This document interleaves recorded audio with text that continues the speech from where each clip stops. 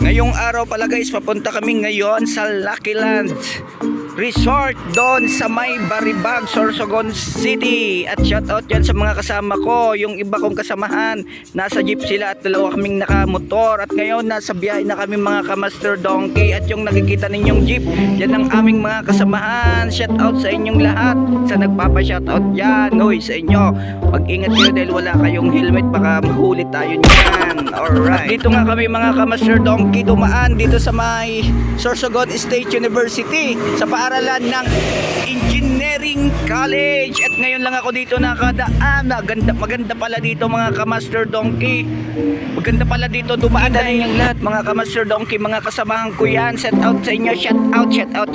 Ngayon lang talaga ako dito nakadaan mga ka-Master Donkey. At ngayon pala papasok na kami dito sa Lucky Land Resort mga ka-Master Donkey. Wow, napaka ano lang naman ito napakalapit lang naman ito sa Sorsogon, sa sentro ng Sorsogon mga ka-Master Donkey. Ang entrance pala dito is 100. At ngayon, yan o, Lucky Land. At ngayon, nagbababaan na yan ang aming mga kasamahan. At yon, dumating na dyan ang assistance nitong resort na ito. At sabi niya sa amin, magpila daw kami para bibilangin daw kami kung ilang kaming magkakasama. At ayun na nga mga ka-Master Donkey, nagbayad na rin kami. At ngayon mga ka-Master Donkey, ano natin to, ikiuti natin to.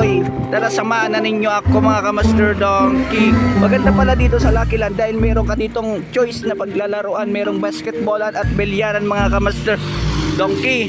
At sabi sa akin ni Darna, wag daw muna akong pumasok, magpaalam daw muna ako sa kanya. Gags. At yun mga ka-Master Donkey, marami pala dito ang animation. First time ko lang dito nakapunta, kahit malapit lang to sa amin. Maganda pala dito dahil malilibang dito yung mga bata. Maganda dito, promise. Oo, meron sila dito mga ka-Master Donkey, iba't ibang klaseng animation mga ka-Master Donkey. Yun ang nakikita ninyo, puro yan animation lang naman yan, hindi yung buhay.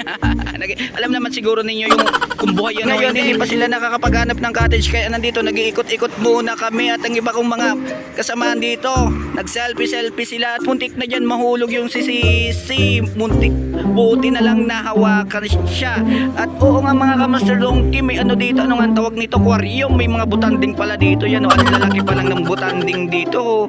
Ang sarap yan sigurong iulam. Tapos sinabi ko sa pamangkin ko, mag-say hi ka dito sa camera. Pero sabi niya, bye bye. At yun na nga mga ka-Master Donkey, nag-ikot-ikot na kami dito. Wow, napaka-solid pala sa lugar nito. Maganda dito sigurong pestuhan, lalo na kung birthday mo, diba? Tapos invite mo naman ako, syempre huwag mo akong kalimutan. Yan ang mga cottage pala mga ka-Master Donkey. Mga cottage yan, mga ano yan, 700. Pero hindi ko alam yung ibang ano dyan, may close cottage din dyan. Tapos may pang-family room dyan. Basta marami pang iba. At yun mga ka-Master Donkey, yun ang pool dito, napakalinaw at safe dito ang mga bata mga ka-Master Donkey dahil mababaw lang naman dito. Yung pinakamalalim dito is 7 feet. 7 feet yun para sa mga hindi marunong maglangoy, yung 7 feet doon dito. At yun mga ka-Master Donkey, napaka-solid talaga dito. Tapos yun si yung pamangkin natin dyan, takot siya ayaw niyang awakan yan you know mga ka-Master Donkey, marami talaga. At sabi daw nila doon may ano daw dyan, may buaya, pero wala naman palang buaya dyan. Ano lang naman pala yan, tilapia na hindi marunong maglangoy.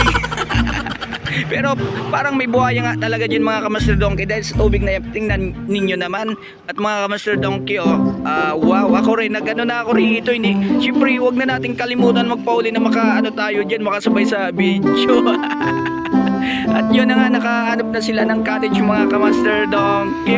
Tingnan nga ninyo ang kapaligiran dito, napakaganda. Sorry kung nautal-utal tayo. Tanggapin na lang natin yan. At ayun nga mga ka-Master Donkey, hindi na sila nakapagtiis kaya nag-swimming na sila. Ako gusto ko rin mag-swimming kaso iniisip ko baka mabasa ako dyan wala kasi akong dalang panty.